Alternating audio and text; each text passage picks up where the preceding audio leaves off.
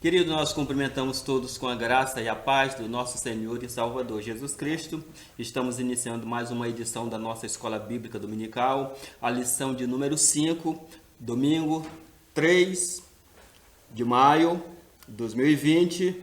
O título da nossa lição é Libertos do Pecado para uma Nova Vida em Cristo Jesus. Nós vamos estar orando e a seguir a irmã Laiane e o irmão Ezequiel estarão cantando o hino da harpa cristã. Querido Deus, Pai Todo-Poderoso, nós somos agradecidos a Ti pelo privilégio de estarmos reunidos nesta manhã para mais uma edição da Escola Bíblica Dominical, uma oportunidade de aprendizado, que o Espírito do Senhor venha ter toda a liberdade de agir em nosso meio, nos auxiliando, nos consolando, nos revigorando, nos renovando pelo poder do nome de Jesus. Assim te pedimos e te agradecemos. Amém.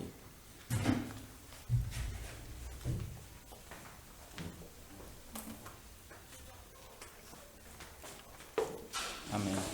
Cumprimentamos esse irmão com a paz do Senhor. Iremos louvar o hino de número 292. Qual o preço do perdão? Só o sangue de Jesus Cristo. O que limpa o coração, só o sangue de Jesus Cristo. Qual o poder real que limpa todo mal e dá paz divinal, só o sangue de Jesus Cristo. Resgate eficaz, só o sangue de Jesus Cristo. Santidade e paz, só o sangue de Jesus Cristo. Qual o poder real que limpa todo mal e dá paz divinal, só o sangue de Jesus Cristo. Sempre pode me curar, só o sangue de Jesus Cristo. E do mal me libertar, só o sangue de Jesus Cristo. Qual o poder real que limpa todo mal e dá paz divinal, só o sangue de Jesus Cristo. Lá no céu eu vou cantar, só o sangue de Jesus Cristo. Deu-me graça para entrar, só o sangue de Jesus Cristo. Qual o poder real que limpa todo mal e dá paz divinal, só o sangue de Jesus Cristo. Amém. Louvado seja o nome do Senhor nosso Deus. Nós agradecemos a participação dos irmãos Ezequiel e Laiane, dois jovens promissores aqui da congregação do Buritis 4. E vamos dar continuidade à nossa lição deste domingo, queridos. Eu quero convidá-los a fazer a leitura do título da lição, texto áureo, verdade prática, e a seguir, leitura bíblica em classe. Os irmãos já podem ir adiantando aí, quem não tiver a lição em mãos, já podem abrir as suas Bíblias, Efésios, capítulo 2, versículo de 1 a 10. A lição de número 5, 3 de maio de 2020.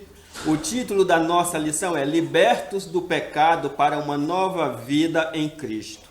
O texto áureo: Mas Deus, que é riquíssimo em misericórdia, pelo seu amor com que nos amou, estando nós ainda mortos em nossas ofensas, nos vivificou juntamente com Cristo. Efésios, capítulo 2, versículos 4 e 5. A verdade prática: por meio da maravilhosa graça divina, fomos libertos do pecado, perdoados e salvos da condenação, e ainda recebemos o direito à vida eterna. Bendito seja Deus. A leitura bíblica em classe, conforme havíamos anunciado, Efésios capítulo 2, versículo de 1 a 10. Você que não está com a revista, Irmãos, poderá abrir a sua Bíblia. Então vamos estar iniciando a leitura. Eu vou fazer aqui a leitura via revista e você acompanha aí por meio da sua revista ou da sua Bíblia. Efésios capítulo 2, versículo de 1 a 10. E vos vivificou, estando vós mortos em ofensas e pecados, em que noutro tempo andastes, segundo o curso deste mundo, segundo o príncipe das potestades do ar, do espírito que agora opera nos filhos da desobediência, entre os quais todos nós também antes andávamos nos desejos da nossa carne, fazendo a vontade da carne e dos pensamentos, e éramos por natureza filhos da ira, como os outros também. Mas Deus, que é riquíssimo em misericórdia, pelo seu muito amor com que nos amou, estando nós ainda mortos em nossas ofensas, nos vivificou juntamente com Cristo. Pela graça sois salvos. E nos ressuscitou juntamente com Ele, e nos fez assentar nos lugares celestiais em Cristo Jesus, para mostrar nos séculos vindouros as abundantes riquezas da sua graça, pela sua benignidade para conosco em Cristo Jesus. Porque pela graça sois salvos, por meio da fé, e isso não vem de vós, é dom de Deus. Não vem das obras, para que ninguém se glorie, porque somos feituras suas, criado em Cristo, para as vossas boas obras, as quais Deus preparou para que andássemos nela. Bendito seja o nome do Senhor Jesus, agradecendo mais uma vez em minha oração pela leitura feita, e a seguir nós estaremos adentrando na lição propriamente dita. Querido Deus, somos agradecidos a Ti mais uma vez pela leitura da Tua palavra, Senhor, que é o revigorante para a nossa vida, que é o estímulo para a nossa fé, que é a orientação, Senhor, para os nossos passos em meio a um momento tão atípico, tão difícil que ora passamos. A Tua palavra, Senhor, que encontramos refúgio e alegria, fortalecimento e revigoramento para a nossa fé. Nos ajuda em meio a esta manhã de escola bíblica dominical, que possamos crescer no conhecimento e na graça do nosso Senhor e Salvador Jesus Cristo. Amém. Louvado seja o nome do Senhor nosso Deus. Queridos, como é de praxe, nós sempre fazemos a menção acerca dos objetivos. Objetivo geral e objetivos específicos. No que diz respeito ao objetivo geral, a nossa revista se propõe, a lição deste domingo se propõe revelar que a graça salvadora de Cristo nos garante a vida eterna. Quanto aos objetivos específicos, que são 3, relacionados a cada tópico, o primeiro objetivo específico é refletir sobre a nossa natureza pecaminosa. O segundo objetivo específico é explicar que somos vivificados pela graça de Deus. E o terceiro objetivo específico, informar que a nossa salvação vem de Deus e não das obras. Bendito seja o nome do nosso Senhor e Salvador Jesus Cristo. Adentrando propriamente dita na lição, nós temos na introdução: a presente seção da Epístola aos Efésios apresenta relevantes aspectos doutrinários da salvação. Efésios 2, 1 a 10. Nela, o apóstolo descreve a libertação dos pecados como um favor imerecido dado por Deus aos salvos, a fim de que eles desfrutassem de uma nova vida em Cristo. Bendito seja o nome do Senhor. Na introdução, o que é de relevante para nós entendermos, como alunos da escola dominical e como crentes em Cristo Jesus, com a perspectiva da vida eterna, o que é de mais relevante é nós entendermos a chamada doutrina da salvação, que neste capítulo 2, versículo de 1 a 10, ela é muito bem especificada. Esses versículos, ele vai trazer para nós aquilo que nós muitas das vezes temos que recorrer ao livro, por exemplo, de teologia sistemática, porque o livro de teologia sistemática vai falar sobre as principais doutrinas da Bíblia. Vai falar sobre cristologia, doutrina de Cristo, pneumatologia, que é a doutrina do Espírito Santo, soteriologia, doutrina da salvação, armatiologia, que é a doutrina do pecado, cristologia, que é a doutrina de Cristo, e assim por diante. Mas neste capítulo 2 de Efésios, que é a temática da nossa lição deste domingo, vai trazer aspecto apenas no que diz respeito a critérios específicos sobre a doutrina da soteriologia, que é a doutrina da salvação. E o pastor Antônio Gilberto, no seu de saudosa memória, no seu livro Manual da Escola Bíblica Dominical, já de diversas edições, dada a sua importância, a sua relevância, e nós aconselhamos a você, se não tens, empreender um esforço para adquirir o Manual da Escola Bíblica Dominical do pastor Antônio Gilberto. Nós vamos ter mais ou menos na página 100, 101, 102, ele vai especificar ali alguns critérios acerca da doutrina da salvação. Algumas características relevantes acerca da doutrina da salvação. Dentre elas, ele vai falar sobre eleição, e nós encontramos isso em Efésios, capítulo 1, versículo 4. Vai falar sobre adoção, nós encontramos em João, capítulo 1, versículo 11 a 13. Vai falar de reconciliação, Romanos, capítulo 5, versículos 10 e 11. Vai falar de redenção, que alguns chamam também de remissão, Efésios 1, 7. Vai tratar sobre regeneração, Tito, capítulo 3, versículo 5, que também está contextualizada nesta lição deste domingo. Vai falar sobre justificação, Romanos, capítulo 5, versículo 1. Vai tratar sobre santificação, Hebreus 12, 14. E, por fim, a glorificação, que é Romanos 8, 30. Nós não vamos nos ater a esses critérios da doutrina da salvação, mas de todos esses entes aqui mencionados, a glorificação, que é a última etapa, é uma etapa que só acontecerá quando do nosso arrebatamento. Todas as outras etapas até aqui já tem acontecido ou está acontecendo, com uma especificidade para a santificação, que é um ato contínuo. A partir do momento em que aceitamos a Jesus, nós já empreendemos um passo acerca da santificação, e ele é um ato contínuo que só se encerrará no arrebatamento da igreja, quando então de fato a glorificação nos sucederá. Nós receberemos um corpo glorificado, um corpo glorioso, à semelhança do nosso Senhor e Salvador Jesus Cristo. Louvado seja o nome do Senhor. O tópico de número 1. Nessa lição nós já havíamos mencionado, nós teremos 3 tópicos. O tópico de número 1 vai tratar sobre a natureza morta em ofensas e pecados, com as suas subdivisões. O tópico 2 vai tratar sobre vivificados pela graça, também com 3 subdivisões. E o tópico 3, a salvação não vem por obras, com 2 subdivisões. Voltando ao tópico de número 1, a antiga natureza morta em ofensas e pecados. E aqui a introdução desse tópico do número 1 chama-nos a atenção.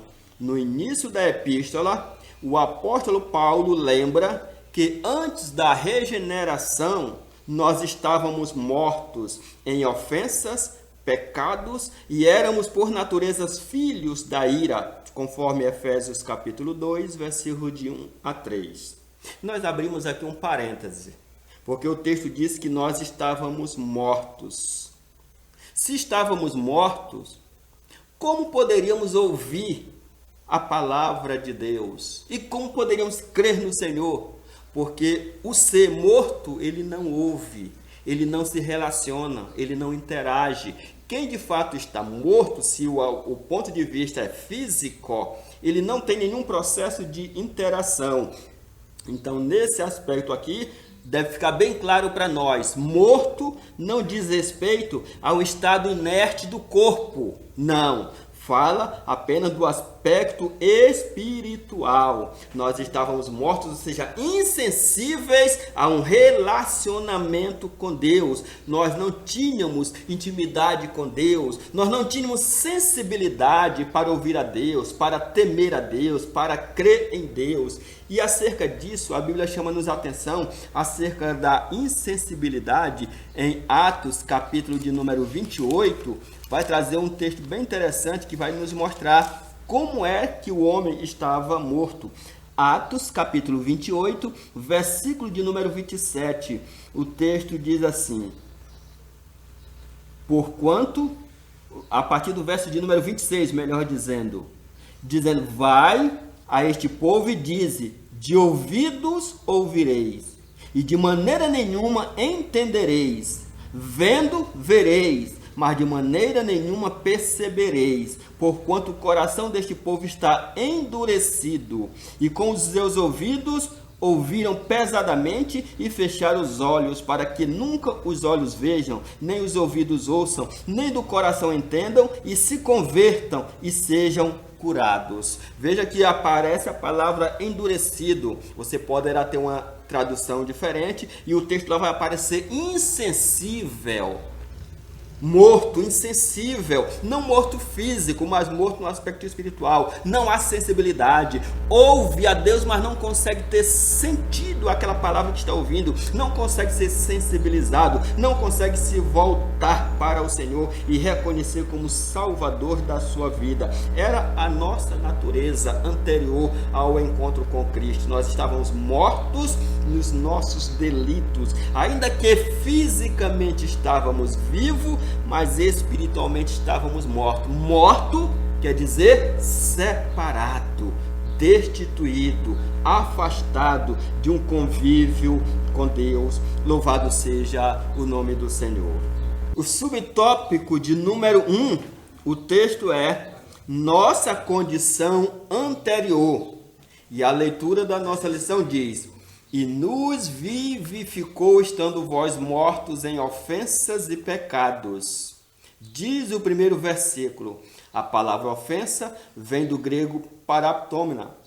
Tem o sentido de passo em falso de forma deliberada. O termo para pecado, em grego no caso, é armatia, o qual descreve como aquele que erra o alvo. Em vista disso, o homem, em sua natureza decaída, é diagnosticado como morto. Ou seja, uma declaração da real condição das pessoas sem Deus. O conceito é de morte espiritual, provocada pelo pecado que inevitavelmente separa o homem de Deus. Tal qual o corpo inerte, a natureza pecaminosa impede o homem de ouvir e obedecer à voz de Deus. Quem assim vive está morto, porque vive enquanto vive, ou seja, ele vive no corpo, mas no espírito está morto porque não tem nenhum relacionamento com Deus. Louvado seja o nome do Senhor nosso Deus. E acerca de uma melhor compreensão destas duas palavras que aparecem aqui, a palavra ofensas e a palavra armatia ou pecado. Quando se diz respeito a ofensa, nós vamos entendê-la que ela aparece em dois aspectos diferentes. A ofensa, paraptoma, quer dizer cair do lado em virtude de um passo em falso. A ofensa tem a ver com a moralidade, não tem a ver com o princípio prático, mas sim com um ato que atinge a moralidade. O pecado em si, que é uma ação, nós temos 3 verbetes na Bíblia, tanto no aspecto hebraico, grego e também surge do latim. No hebraico vem a palavra shatar, que quer dizer mudar de direção ou errar o alvo. A mais usada é a armatia, que quer dizer sair de rota. E esse é o termo. Por que a armatia é mais utilizado? Porque o Novo Testamento foi escrito não exclusivamente, não unicamente no grego, mas o que prepondera, o que tem maior relevância é a língua ou a idiomática grega na construção do Novo Testamento, assim como no Antigo Testamento, nós temos toda uma construção pautada no hebraico, no hebraísmo, embora que algumas inserções em siríaco, aramaico, bem como outra idiomática, segundo alguns outros povos pertinente àquele momento. E nós temos no latim, peccare, que quer dizer dar um passo em falso ou perder o pé, o mesmo que cair. Daí porque nós costumamos sempre alguém dizer assim, o que é pecar? Pecar é errar o alvo, pecar é afastar-se da rota, pecar é sair do propósito, pecar é não atingir o alvo estabelecido. E nós pecamos neste aspecto quando nós não nos adequamos a um propósito estabelecido por Deus para a nossa vida. Que Deus assim nos guarde. Bendito seja o nome do Senhor. O subtópico 2 chama-nos a atenção. Aliás, ainda só para uma conclusão desse subtópico 1, alguém disse que a melhor maneira de nós entendermos acerca da nossa condição anterior, já que o subtópico 1 fala sobre a nossa condição anterior, é quando nós fazemos uma relação com 3 momentos da nossa vida. O momento passado, o momento presente e o momento futuro.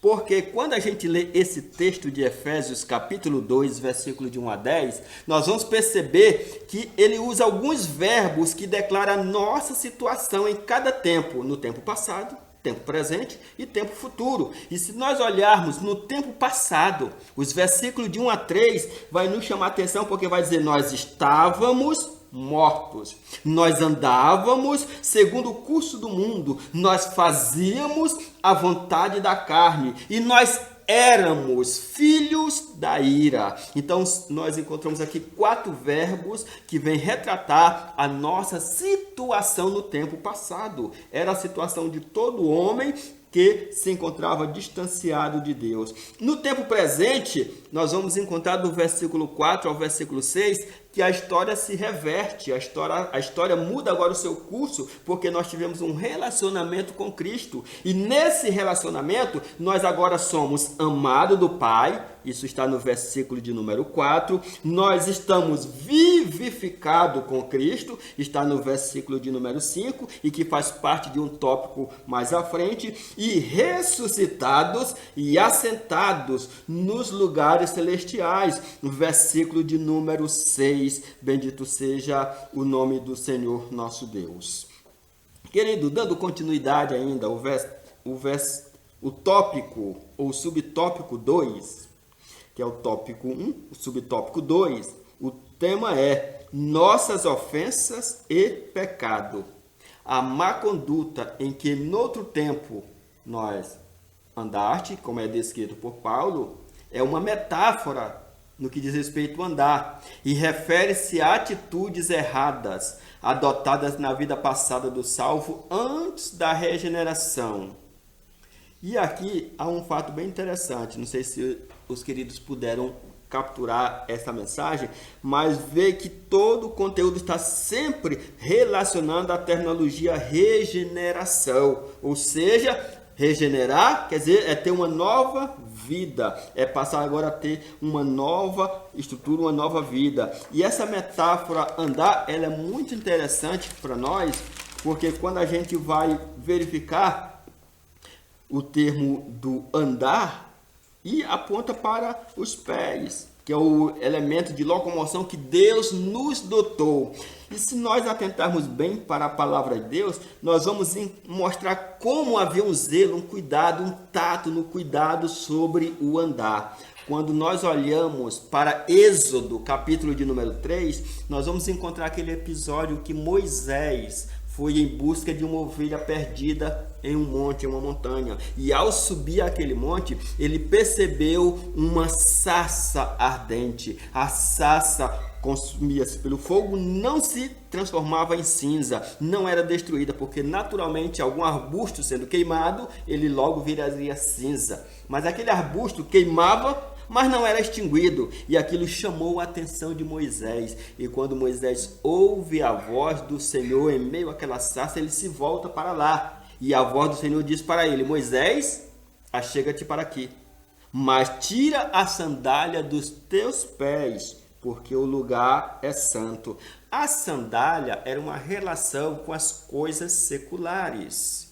E aquele ambiente era um ambiente santo, e o homem iria ali na sua integralidade, no seu aspecto reverencial. Andar tem a ver aqui com o aspecto reverencial. Por isso que o livro de Eclesiastes, capítulo 5, ele chama-nos a atenção quando nós vamos à casa do Senhor. Guarda os teus pés quando entrares na casa do Senhor. Louvado seja o nome de Jesus. E isso tem a ver com o nosso andar, com o nosso locomover, com o nosso deslocar-se à casa de Deus. Bendito seja o nome de Jesus. Dando continuidade à nossa lição, o subtópico ainda 2 aqui nos diz, 2.1.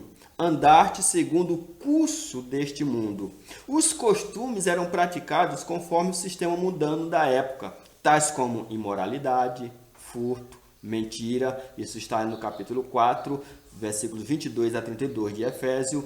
Uma constatação de que o salvo não deve tomar a forma do mundo, relativizar o pecado e muito menos ajustar-se à maneira de viver do seu tempo, conforme Romanos 12:2. Ou seja, nós estamos no presente século, mas nós não devemos comungar com as práticas deste presente século. Nós não devemos adotar as práticas do presente século. Nós não devemos amar essas práticas. A palavra de Deus já nos diz bem claramente: aquele que ama o mundo e as coisas que no mundo há, o amor do Pai não está nele. Bendito seja o nome do Senhor. Por isso que Paulo, e isso faz parte desse versículo que foi relacionado na nossa revista, no capítulo de número 12 de Romanos, Paulo vai dizer que nós não deveríamos nos conformar com este mundo, mas transformai-vos pela renovação do nosso entendimento, para que assim pudéssemos entender qual seja a boa, perfeita e agradável a vontade de Deus. Louvado seja o nome de Jesus. Dando continuidade, subtópico 2 ainda, o 2.2. Andar-te segundo o príncipe da potestade do ar. Uma alusão a Satanás, que exerce autoridade sobre os poderes do mal. João 12:31. Indica que os agentes malignos têm a capacidade de influenciar os homens desobedientes e incrédulos. 2 Coríntios 4:4.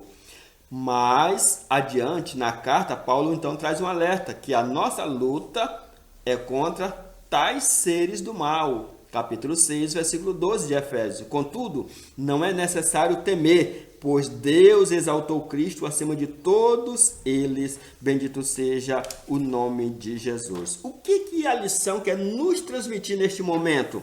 Que nós não devamos temer o mal. Nós não devemos recear em meio à luta contra o diabo e contra as forças infernais.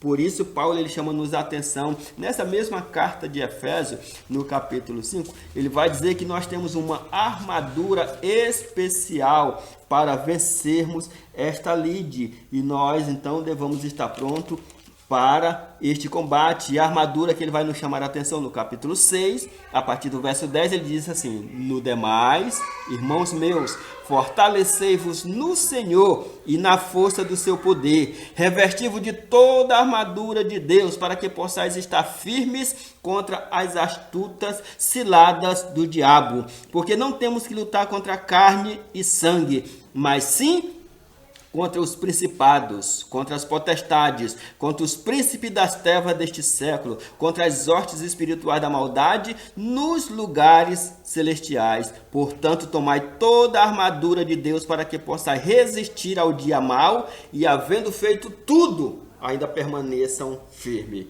Ou seja, A nossa luta não é contra as pessoas de fato que fazem as coisas erradas, mas contra os principados e potestades que atuam nessas pessoas. Uma vez atuando, uma vez agindo e libertando, com certeza essas pessoas virão a ter um temor de Deus e andar segundo o bom propósito do Senhor. E finalizando esse tópico de número 1, nós vamos ter o subtópico 2.3. Andávamos fazendo a vontade da carne e dos pensamentos.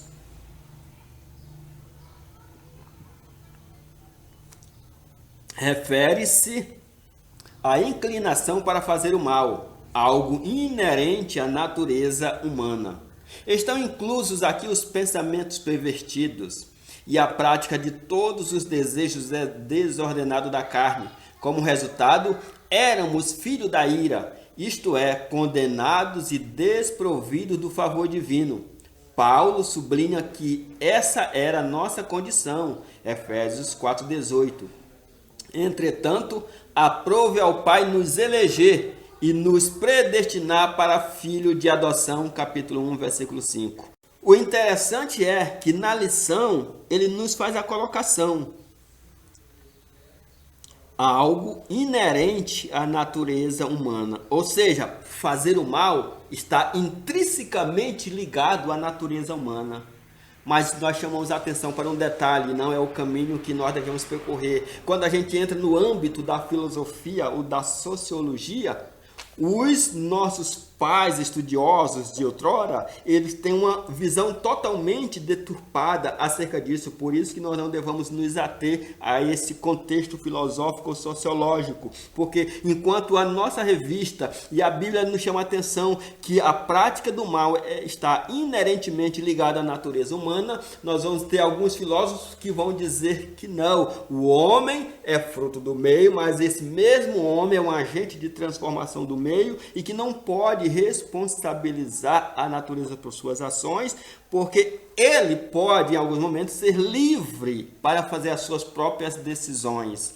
E nós vamos encontrar até um posicionamento no século XVII do pensador René Descartes, quando ele lança aquela fraseologia tão conhecida, cogito ergo sum, em latim, que nós sempre gostamos até de fazer algumas inscrições nas costas de algumas blusas. Penso, logo existo. E ali Descartes estava tentando trazer a ideia de que o homem ele é inerentemente um ser vivo e ele é um ser concreto por conta da origem da capacidade de pensar, de idealizar. Se ele pensa, se ele idealiza, se ele mentaliza, então ele é um ser existencial. Fora disso, o homem não pode provar a sua existência. E por conta disso, ele é um ser agente que, num processo dialético, ele pode entrar num ato de contração e mudança da sua natureza. Mas para nós, a revista traz claramente a ideia: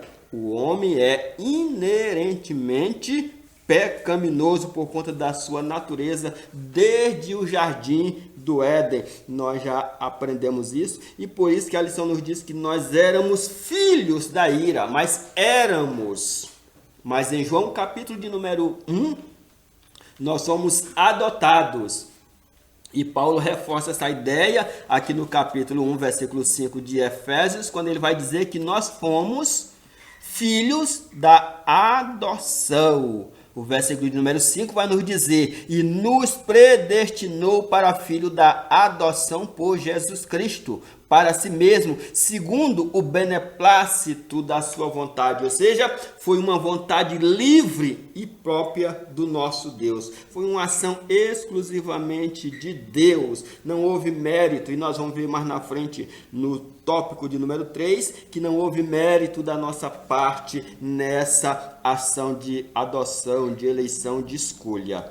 A síntese do tópico 1 nos diz assim, para encerrar esse tópico: a nossa condição adiante de Deus era caótica, éramos escravos e estávamos condenados à perdição e morte eterna, e Deus nos salvou pelo seu grande amor, conforme João 3,16. Bendito seja o nome do Senhor. Tópico de número 2: vivificados pela graça. E nós temos 3 subtópicos. O primeiro subtópico, e aqui nós vamos vê-lo, alcançados pela misericórdia e pelo amor divino.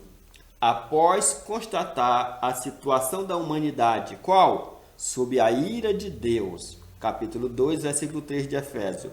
Paulo passa a descrever os atos divinos de amor e de misericórdia que alteraram o quadro caótico da raça humana, começando com uma conjunção adversativa. O apóstolo declara exultante: mas Deus, que é riquíssimo em misericórdia, pelo seu muito amor com que nos amou. Versículo de número 4, capítulo 2. O ato de misericórdia implica compaixão e simpatia para com os indignos. Romanos 11, 30 a 32. A carta aos Efésios ensina que ao prover à humanidade o meio de escape da merecida ira, conforme 1,7, Deus não só mostrou apenas misericórdia, mas abundante em misericórdia. E essa riquíssima misericórdia procede do seu amor com que nos amou. A Bíblia enfatiza que foi a magnitude desse amor que motivou a nossa salvação, conforme João capítulo 3, versículo 16, e 1ª Epístola de João capítulo 1, versículo 9, do qual nós vamos fazer a leitura. 1ª Epístola de João, capítulo de número 1, versículo 9. 1 João 4, 9, que assim vai nos dizer: nisto se manifestou o amor de Deus para conosco, que Deus enviou seu Filho unigênito ao mundo, para que por ele vivamos. Nisso está o amor, não em que nós tenhamos amado a Deus, mas Ele é que nos amou e enviou seu Filho para propiciação pelos nossos pecados.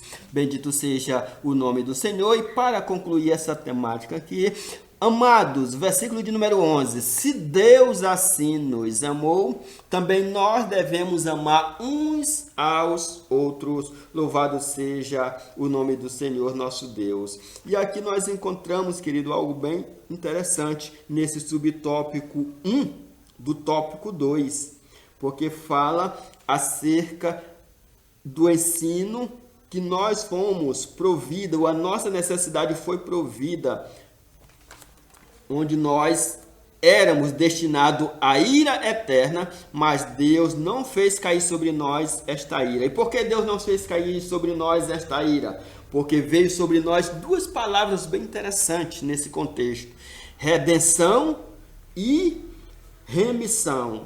Redenção quer dizer preço pago pela liberdade de um escravo, e o perdão é a aceitação, e essa aceitação não seria senão pelo derramamento de sangue. Bendito seja o nome do Senhor. No tocante à redenção, o livro de Levítico, capítulo de número 25, vai nos trazer toda essa descrição de como se procedia o ato de redenção sobre o ser. Capítulo de número 25 de Levítico, versículo de número 47, o texto vai nos dizer assim: quando a mão do estrangeiro e peregrino que está contigo alcançar riqueza, e o teu irmão que está com ele empobrecer, e se vender ao estrangeiro ou peregrino que está contigo, ou a raça da linhagem do estrangeiro, depois que houver vendido, haverá resgate para ele. Um de seus irmãos o resgatará. Louvado seja o nome do Senhor. Isso era uma linguagem tipológica, porque o texto diz bem claramente que se fôssemos vendidos ao estrangeiro, um dos nossos irmãos, aqui aos hebreus lá na época, aos judeus, um dos seus irmãos o resgataria.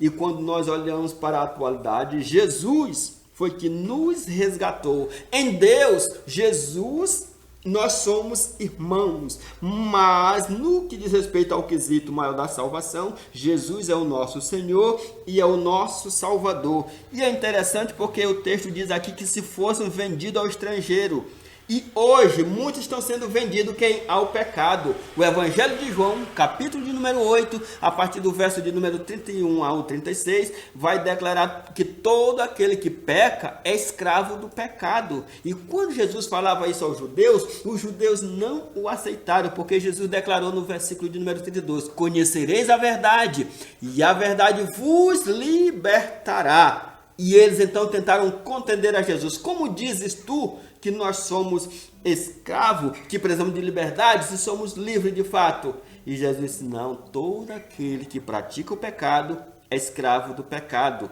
E no versículo 36, Jesus vai corroborar declarando, se o Filho vos libertar, verdadeiramente sereis livres. Louvado seja o nome do Senhor Jesus. E a prática da remissão, ou pecado, ou expiação, só aconteceria com o uso do sangue. Capítulo 17 de Levítico, versículo de número 11, nós vamos encontrar a descrição. Porque a alma da carne está no sangue, pelo que tenho dado sobre o altar para fazer expiação pela vossa alma, porquanto é o sangue que fará expiação pela alma. Expiar, ou seja, perdoar, é conclamar liberdade, ou seja, é remir. Todos nós fomos remidos, fomos perdoados, fomos expiados no sangue do nosso Senhor e Salvador Jesus Cristo. Louvado seja o nome do Senhor. Por isso que a Bíblia já nos diz, sem derramamento de sangue, não haveria remissão de pecado. Glórias sejam dadas ao Senhor. E isso é muito bem tipificado quando a gente nos lembra do primeiro livro da Bíblia, o livro de Gênesis, quando a Bíblia vai nos relatar acerca do pecado do primeiro casal instituído sobre essa terra, Adão e Eva. E tão logo eles pecaram, olha só o que eles fizeram. A Bíblia vai dizer que Adão e Eva tomaram folha de figueira e costuraram, fizeram vestes para cobrir a sua nudez ou vergonha, ou seja, para cobrir o pecado. Num aspecto simbólico ali, seria para cobrir o pecado, para tentar fazer com que extinguisse a ideia da existência do pecado ali. Mas a Bíblia vai dizer que Deus toma um animal, mata-o e tira a pele e faz veste para Adão e para Eva. O matar o animal tem um aspecto tipológico ali, porque sinalizava um evento futurista que seria a morte de Jesus. E o evangelista João, na sua carta, quando ele escreve, ele transcreve a palavra de João Batista, que ele vai declarar no capítulo de número 1, versículo 29, essa declaração. A Bíblia vai dizer que Jesus estava à beira da praia com os discípulos, aliás, João Batista estava à beira da praia com os discípulos, e Jesus vai passando, e João Batista aponta para Jesus e diz aos seus discípulos, olha, eis ali o Cordeiro de Deus que tira o pecado do mundo, a ele vocês devam seguir. Jesus ali, João já estava vendo a tipologia daquilo que aconteceu lá no Jardim do Éden, aquele cordeiro, aquele animal que o Senhor matou para prover o pecado ali de Adão e de Eva. E mais na frente nós vamos ver essa descrição quando no capítulo 12 de Êxodo, Deus chama Moisés e diz, Moisés, mata um cordeiro, um macho imaculado, para que coma aquela família. Se aquela família for pequena, chame o estrangeiro para que comam. Aquela morte daquele cordeiro ali era uma tipologia, tipificava o nosso Senhor e Salvador Jesus Cristo. Ali era o tipo, e o nosso Senhor é o antítipo daquele evento de entrega, de morte e sacrifício, já lá no Antigo Testamento, mas que tem a ver com esse momento odierno que nós vivemos com o sacrifício de Jesus. Bendito seja Deus. Subtópico 2, vivificados pela graça. E a nossa lição vai declarar, descrevendo as dádivas divinamente concedidas aos salvos. O apóstolo enfatiza que o amor de Deus nos alcançou, estando nós ainda mortos em nossas ofensas, capítulo 2, versículo 5, a parte A. Isso significa que não éramos merecedores deste amor, mas que mesmo assim Deus nos vivificou juntamente com Cristo. A parte B desse capítulo, do versículo 5. Essa frase quer dizer que nascemos de novo, João 3,3. Não estamos mais mortos, pois Cristo nos deu vida outra vez. Fomos vivificados sem mérito algum. Tudo foi efetivado por meio da graça, o favor imerecido, capítulo 2, versículos 8 e 9. Irmão Reis, qual é a chave essencial desse subtópico? Fomos vivificados sem mérito algum. O que é ser vivificado? Ser vivificado é receber uma nova vida, é ter uma vida outra vez. Nós estávamos mortos nos nossos delitos, no nosso pecado. Não mortos fisicamente, porque estávamos vivendo, mas nós estávamos separados, distanciados, sem comunhão com os céus, sem comunhão com a palavra, sem comunhão com Deus, sem comunhão com Cristo, sem comunhão com o Espírito do Senhor. Mas a Bíblia vai nos dizer que nós somos vivificados por Cristo. O versículo 2, o versículo 5, a parte B. Ele vai nos dizer assim: estando nós mortos em nossas ofensas, quem? Cristo nos vivificou. Por isso, pela graça, somos salvos. Louvado seja o nome do Senhor nosso Deus. Alguém já disse certa feita que não só Cristo nos vivificou, mas o Espírito Santo operou em nós esta vivificação por meio da regeneração. E para tanto, nós vamos ler o Evangelho de João, capítulo de número 5, versículo de número 21.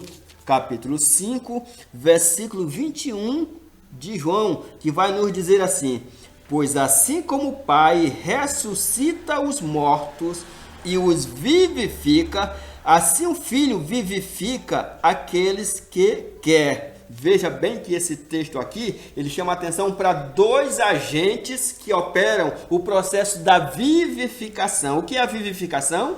É dar vida outra vez. Não é ressuscitar aquele que está numa tumba, mas é ressuscitar no sentido de dar vida àquele que já tem vida, mas estava assim envolto aos pecados. Então, dois agentes atuam eficazmente. Quem? O Pai e o Filho. Bendito seja o nome do Senhor nosso Deus. Mas nós vamos encontrar um terceiro agente que opera nesta vivificação. Romanos, capítulo de número 8, o versículo de número 11, que vai nos dizer assim: e se o Espírito daquele que dos mortos ressuscitou a Jesus habita em vós, aquele que dos mortos ressuscitou a Cristo, também vivificará o vosso corpo mortal, pelo que o Espírito em vós habita. Louvado seja o nome do Senhor nosso Deus. Então nós podemos ver que o processo de vivificação que nos alcançou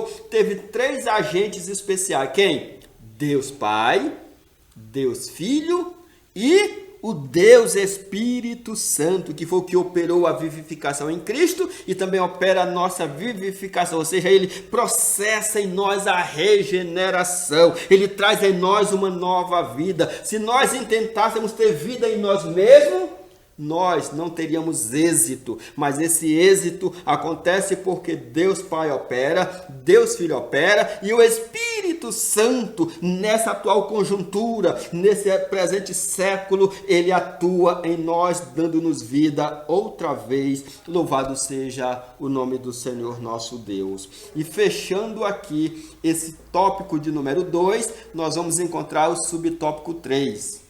Exaltados por sua graça. O apóstolo dos gentios, quem? O apóstolo São Paulo, ainda destaca que o poder de Deus nos ressuscitou juntamente com ele e nos fez assentar nos lugares celestiais em Cristo. Observe que a palavra juntamente indica que Deus concede ao homem os mesmos benefícios alcançados por Cristo: ressurreição, vida eterna e galardão nos céus. Assim, Ao conceder tais bênçãos aos homens, Deus mostrou as abundantes riquezas da sua graça. Efésios 2:7. Desse modo, ratificamos que a salvação e seus privilégios são conferidos pela imensurável graça de Deus, ou seja, o favor divino imerecido. Nós abrimos aqui um parêntese para trazer um detalhe, porque a lição diz que, pelo poder de Deus, ele concede ao homem os mesmos benefícios alcançados por Cristo: ressurreição, vida eterna e galardão. Abrimos o parêntese aqui para que tenhamos uma compreensão clara, principalmente no que diz respeito à ressurreição. Os queridos bem sabem que Jesus ele foi ressuscitado. A Bíblia diz que ele morreu e ao terceiro dia ele ressuscitou. E Paulo, quando escreve a carta aos Coríntios, vai nos dizer, no capítulo número 15, que ele apareceu a várias testemunhas, a várias pessoas para testemunhar da sua ressurreição.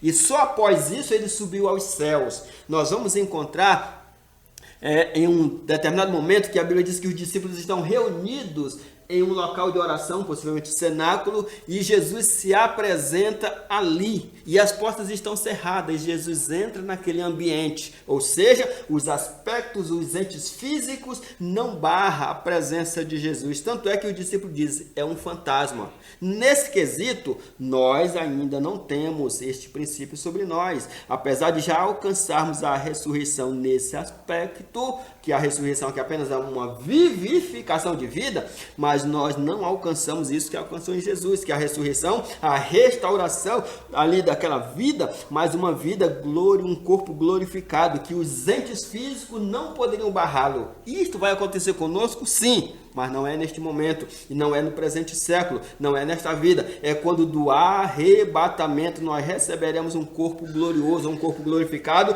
que os entes físicos não podem barrar o seu avanço, a sua jornada. Então esse é um aspecto que deve ficar bem claro para nós. Esta ressurreição aqui não nos alcança no sentido de que agora nós não podemos ser barrados. Se a porta estiver fechada, nós só conseguiremos entrar se alguém abrir esta porta, ou pelo lado de dentro alguém abrir, ou pelo lado de fora nós tivermos uma chave para abri-la. De outra forma, nós não conseguiremos entrá-la. Mas naquele momento, Jesus entrou em um lugar, estando as portas cerradas. E por isso os discípulos disseram, é um fantasma. Era um equívoco da parte deles. Bendito seja o nome do Senhor nosso Deus. Mas no demais, querido, ele nos alcança com as demais benesses, a vida eterna, galardão nos céus, bendito seja o nome do Senhor.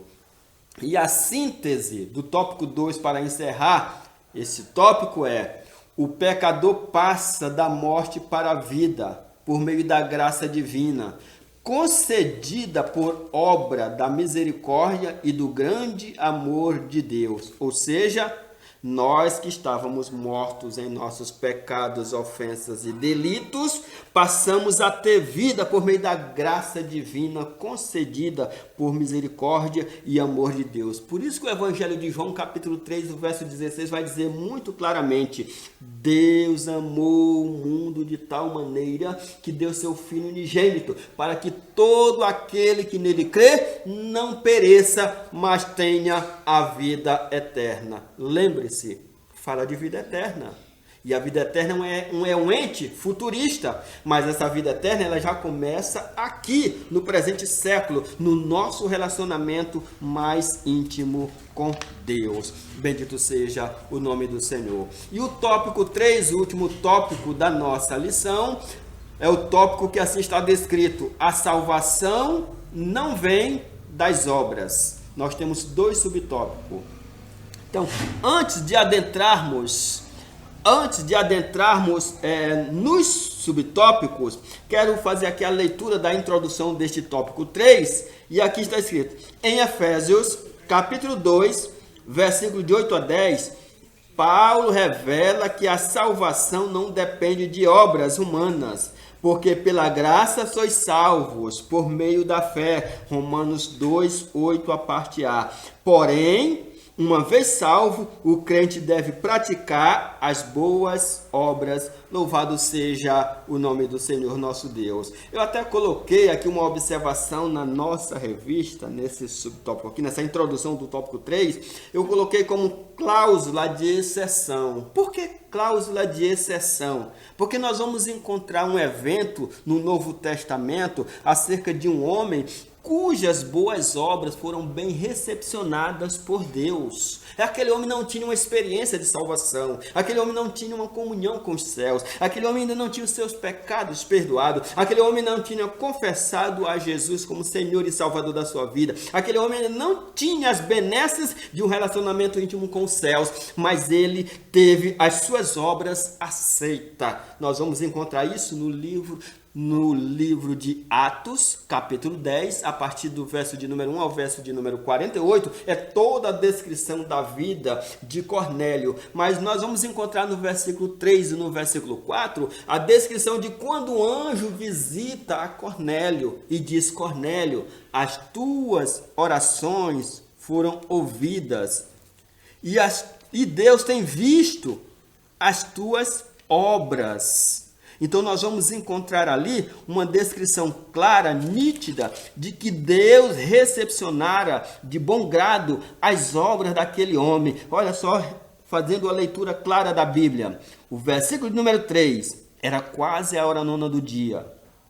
E Cornélio viu claramente numa visão um anjo de Deus que se dirigia para ele e dizia: Cornélio.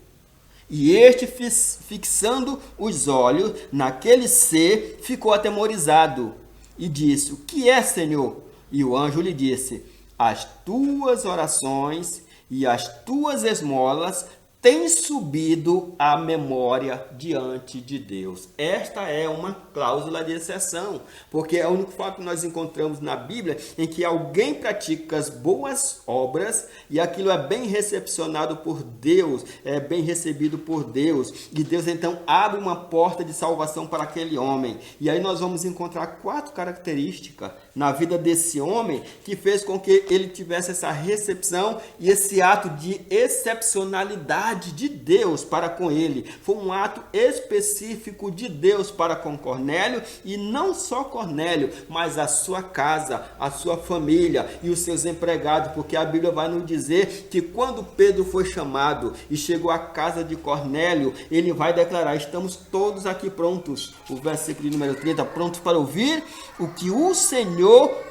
tem a falar para nós. E a Bíblia vai nos dizer a seguir que à medida em que Pedro falava, o Espírito desceu sobre aquela casa e eles foram cheios do Espírito Santo, e a seguir foram batizados por imersão ali, as águas fazendo ali a inserção no corpo de Cristo. Bendito seja o nome do Senhor. Mas havia 4 características na vida de Cornélio que nós podemos descrever. Quais características? Primeiro, ele buscava a Deus incansavelmente. A primeira característica. A segunda característica na vida de Cornélio, ele reverenciava a Deus imensamente. A terceira característica, ele era generoso por excelência. Ele não fazia boas obras para ser bem visto. Ele fazia boas obras porque estava inerente à sua natureza de um homem temente, de um homem reverente, de um homem que percebia e sensibilizava-se com a necessidade do próximo. Era um homem piedoso por natureza, a despeito de não conhecer ainda os céus e as suas práticas piedosas, mas era um homem já piedoso por natureza. E a quarta característica daquele homem é que ele era um homem que orava incessantemente. Louvado seja o nome do Senhor nosso Deus. São características que nós devemos cultivá-las para que a nossa vida também seja cheia de graça diante de Deus. Então, aqui partindo para a conclusão do nosso tópico 3, nós temos subtópico 1, graça como meio de salvação.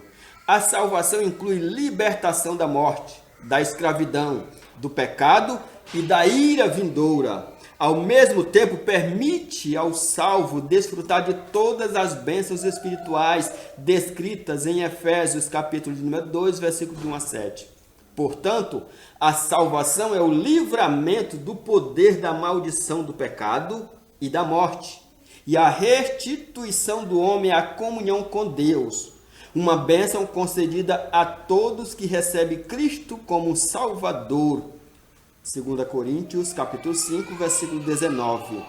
A palavra graça é a tradução grega para charis, que quer dizer favor imerecido, Romanos 3, 24. Ela mostra que a iniciativa para tornar possível a salvação veio da parte de Deus. E é por meio da graça que Deus ativa o livre-arbítrio e capacita o pecador para que responda com fé ao chamado do Evangelho. Romanos 11:6. Todavia, ainda assim o ser humano é livre para escolher entre dois caminhos, salvação e perdição. A sua liberdade não foi eliminada e a graça pode ser resistida. João 7,17. A fé deve ser considerada como a aceitação da obra realizada por Cristo em nosso favor. Ela é a resposta à graça de Deus, através da qual recebemos a salvação. E aqui, queridos estudantes da palavra de Deus, há uma fraseologia que nós devemos ouvi-la, lê-la, mas não devemos nos preocupar em adentrar com muita profundidade, porque nós corremos o risco de entrar no elemento da contradição. É quando fala que a graça pode ser resistida, que a graça é um favor imerecido de Deus para conosco. A salvação é pela graça. Nós vamos entender que a compreensão acerca da salvação pela graça está sedimentada em dois postulares, em dois pilares. Nós temos de um lado uma doutrina chamada doutrina arminista, e nós temos do outro lado uma doutrina chamada doutrina calvinista. É a doutrina do livre-arbítrio e a doutrina do predestinismo, ou a doutrina da predestinação. Nós não podemos adentrar no âmbito desses aspectos, até porque a Assembleia de Deus, diga-se de passagem, ela tem abrigado no seu seio doutrinário a aceitação da doutrina do livre-arbítrio propagado por John Arminius, e por isso nós não vamos divagar sobre essas questões, quando fala que a graça pode ser resistida. E de fato, o homem tem o livre-arbítrio para poder aceitar ou não a salvação. A salvação é de graça e é um livre-arbítrio. Aceita quem quer aceitar. E você tem a liberdade de aceitar a Jesus como Salvador, mas resistir a esse chamado, a esta convocação, a esta eleição, a esta adoção por livre e espontânea vontade. Você é franqueado a tomar a sua decisão. Bendito seja o nome do Senhor. O subtópico 2 do tópico 3. Obras como evidência de salvação. Aqui Paulo usa duas negações para endossar a origem da salvação. A primeira, isso não vem de vós. Trata da salvação pela graça, que provém de Deus. E a segunda ratifica que a salvação não vem das obras, o que indica não se tratar de compensação de algum ato humano. Essas afirmações excluem a possibilidade de alguém ser salvo por esforço pessoal. Como a salvação é uma realização divina, agora fomos feituras suas, criada em Cristo para as boas obras. Uma transformação ocorreu. Agora em Cristo somos uma nova criatura, as coisas velhas se passaram e tudo se fez novo. 2 Coríntios 5,17. Por isso, se antes o apóstolo usou a metáfora do andar numa perspectiva negativa, outrora andávamos fazendo as obras mais. Agora, por meio de uma perspectiva positiva, nós somos instados a andar fazendo boas obras, não como meio para ser salvo, mas como evidência da salvação. Bendito seja o nome do Senhor nosso Deus. Em suma, o que Paulo quer trazer para nós aqui é uma compreensão de que as boas obras não é uma prática para nós alcançarmos a salvação. As boas obras é uma evidência de que somos salvos. Nós não praticamos boas obras para que nós sejamos galardoados, para que nós alcancemos o perdão, para que nós sejamos recebidos de bom grado por Deus. Não, nós praticamos as boas obras para que o nome do Senhor seja glorificado no nosso viver, porque nós já somos salvos. Bendito seja o nome do Senhor. E a salvação não é um dom nosso, não é uma benesse nossa. Nós não conquistamos isso por merecimento nosso. Porque imagine só, querido, olha como a coisa poderia tomar um caminho totalmente descambido. Esses dias agora de pandemia, que o mundo todo está envolvido nesta ação frenética de tentar sobreviver a esta agressividade virulenta, nós temos visto muitos atletas doando milhares de dólares. É milhares de dólares, é dinheiro que a gente nem imagina. Por exemplo, aquele lutador de MMA, o McGregor, ele doou todos os seus equipamentos da sua academia, ele doou todos os equipamentos e colocou à disposição para que os médicos no seu país utilizassem, para que cuidassem ali dos doentes da Covid-19. E nós? Se a salvação fosse por obra, o que nós temos para dar? Não temos às vezes nem um níquel. Como compraríamos a salvação? Daí nós percebemos que a salvação é um dom gratuito de Deus, não vem por obra para que ninguém se glorie. Louvado seja o nome do Senhor nosso Deus. E para finalizar esse tópico 3, nós vamos fazer a leitura da síntese. A salvação é graça divina por meio da fé. As obras não são meio, mas o resultado da nossa salvação. Louvado seja o nome do Senhor. E como conclusão desta lição, desta revista, deste domingo, lição de número 5, nós temos: antes da regeneração, éramos filhos da ira e condenados à perdição eterna. Por ato de amor divino, por meio da sua maravilhosa graça, nos tornamos filhos por adoção. Essa gloriosa salvação nos foi concedida independente de nossas obras. A partir da salvação, passamos a praticar boas obras que glorificam a Deus, nosso Pai. Louvado seja o nome do Senhor nosso Deus. É interessante isto, que se nós formos observar a caminhada do apóstolo São Paulo, e nós vamos aqui ler somente um versículo para chamar a atenção disso. Paulo, quando ele, por meio da obra, ele entendia que a perseguição aos judeus era uma obra gratificante, porque ia ser bem vista para os judaizantes ali, para os fariseus, e aqui dali então ele fazia de bom grado, perseguia os judeus, traziam presos, colocava nas masmorras, agredia, tirava a vida se preciso fosse, conforme a vida de Estevão, em que ele estava presente e viu Estevão ter a sua vida ali tragada. Mas agora, uma vez aceitando a Jesus, reconhecendo que a salvação não é por obra, ele vai chegar a declarar assim: olha, e não era conhecido de vista, Gálatas capítulo 1, versículos 22, 23 e 24, e não era conhecido de vista das igrejas da Judéia que estavam em Cristo, mas somente tinha ouvido dizer: aquele que nos perseguiu anuncia agora a fé que ele antes destruía, e glorificavam a Deus a respeito de mim. Louvado seja o nome do Senhor nosso Deus. Ou seja, Paulo está dizendo que agora o viver dele com Cristo fazia com que as pessoas passavam a glorificar o nome do Senhor e a reverenciar até ele também, porque era uma nova criatura em Cristo. As coisas velhas se passaram e tudo se fez novo. Louvado seja o nome do Senhor. Então seja você liberto do pecado, viva uma nova vida em Cristo e seja o nome do Senhor glorificado no seu viver. Bendito seja Deus, orando, agradecendo ao Senhor.